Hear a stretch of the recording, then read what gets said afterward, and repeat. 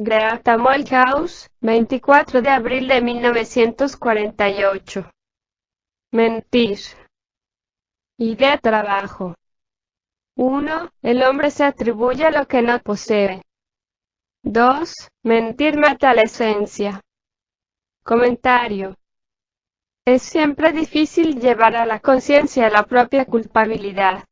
Solemos reconocer nuestra culpa, y algunas personas tienen una manera automática de reconocer su culpa, pero en realidad no la aceptamos. En el trabajo nos enseñan que una de las cosas que hemos de observar y contra la cual hay que luchar es la autojustificación. En un comentario escrito hace algún tiempo, hemos señalado que cuando nos justificamos, impedimos que las cosas nos toquen en lo vivo. En realidad, evitamos comprender lo que hemos hecho o dicho. De este modo evitamos un sufrimiento útil. El sufrimiento útil cambia el ser. Ahora bien, la autojustificación es una de las muchas formas de mentira que se suceden continuamente en nosotros.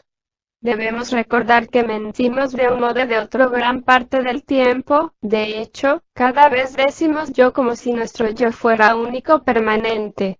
La mentira nos evita el sufrimiento útil, y a menudo lo reemplaza por uno inútil. Esa es una de las razones por la cual el trabajo dice que la mentira daña y hasta puede matar la esencia. Al menos, cabe comprender que impide un desarrollo cualquiera de la esencia, porque la esencia solo puede crecer mediante lo que es real, lo que es verdadero. La esencia no puede crecer por medio de las mentiras. Solo lo puede hacer la falsa personalidad. La esencia es la parte más real de nosotros. La falsa personalidad es la parte más falsa, y cuando se la observa durante un tiempo, si hay posibilidad de hacerlo, se observará que siempre miente. De hecho, es una mentira.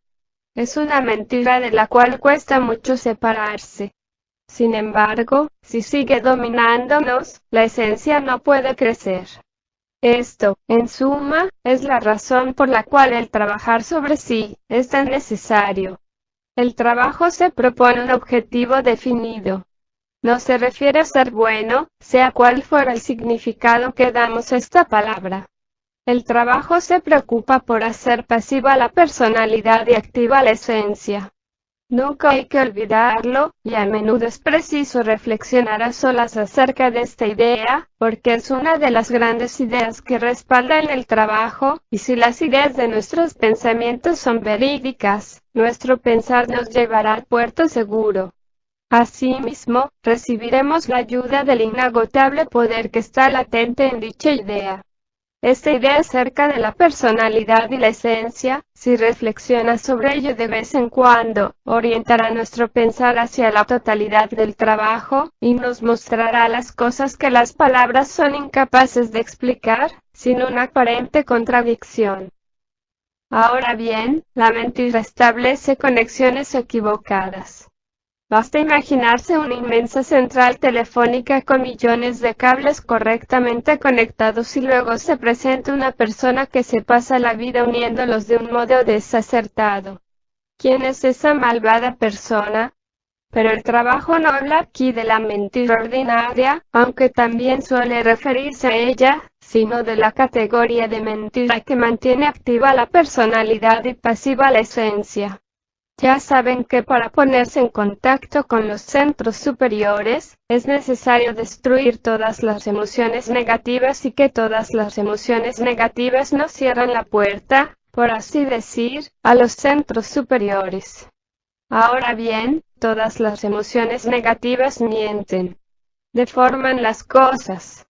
La verdad las destruye. Permiten la verdad descartando ciertas cosas, empleando verdades a medias, agregando, relacionando las cosas que sucedieron en realidad de una manera equivocada, etc. Cuando una persona es negativa, siempre miente. Basta observarlo en uno mismo. Dos personas negativas se pueden arrojar a la cara las mentiras más fantásticas, esto es, no dos personas hipotéticas de quienes podemos burlarnos sintiéndonos superiores, sino usted y yo. Sí, exactamente. Si soy negativo y usted lo es, podemos querellarnos al punto y decirnos toda suerte de cosas sorprendentes. En cada uno de nosotros hay una gran fábrica de mentiras, en la parte negativa del centro emocional. Esto, lo digo a modo de comentario, es el infierno en uno mismo, y allí todos se aborrecen y solo la violencia y la destrucción tienen significado. Les citaré lo que el señor Ouspensky dijo una vez. Este mundo no está controlado por el sexo ni por el poder, sino por las emociones negativas. Y esto, agregaría yo, es lo mismo que estar controlado por el infierno. En verdad, la gente comete un gran error al pensar que Dios controla esta tierra. O bien, hacen una confusión con todo, o se convierten en gentes que aborrecen a Dios. Pero, ¿acaso la oración del Señor no empieza diciendo, hágase tu voluntad, como en el cielo, así también en la tierra? Si la humanidad estuviera en contacto con los centros superiores, todo sería diferente. Ahora llegamos a la categoría de mentira a la que se refiere el trabajo en profundidad, a saber, aquella por la cual nos atribuimos lo que no poseemos. Es esta nuevamente en su sentido más hondo, la que impide el contacto con los centros superiores y el desarrollo del ser real, mediante el aflujo de significados enteramente nuevos y muy distintos de los significados que obtenemos de la vida externa, esto es, las influencias a nos atribuimos el poder de hacer.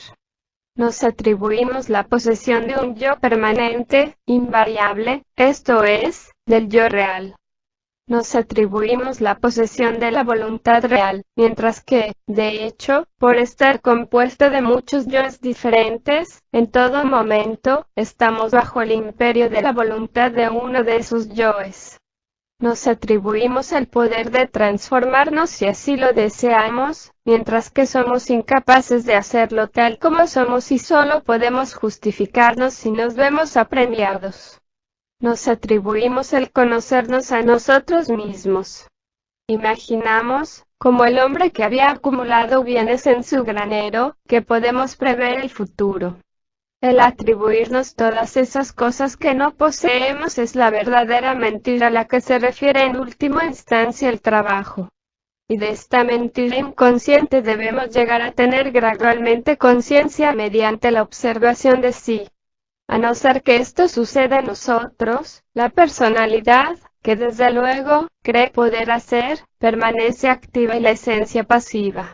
El volverse gradualmente consciente de la parte que desempeñan el orgullo, la vanidad, los amortiguadores y el profundo sueño en que están sumidos el pensar y la conducta ordinarios, es llamado la primera fase del trabajo.